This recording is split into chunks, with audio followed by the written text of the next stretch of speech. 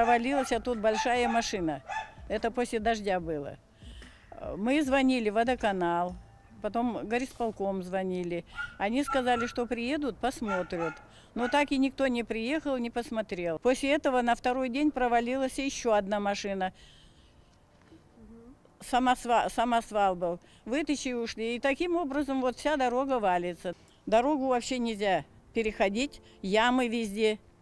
Ну, никто на это внимания не обращает. Мы не знаем, как быть.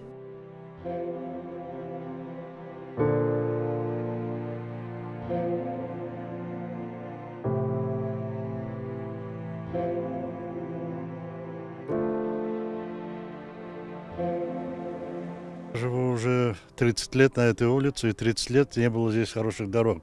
В самом начале была здесь сделана отсыпка, и после этого никаких дорог, ничего не делается. Здесь начали делать канализацию, все перекопали, а восстановить хотя бы то, что был насыпан щебень, этого никто не сделал. То не закончено. И когда это будет, просто уже жизнь кончается, а мы еще не видим нормальных дорог.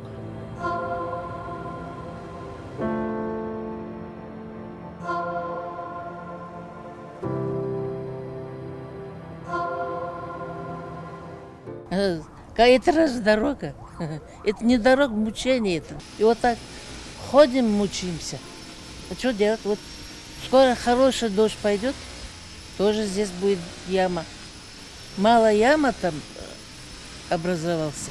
Дороги оставляют желать лучшего, конечно. Но, конечно, надо их сделать. Машину разбиваем.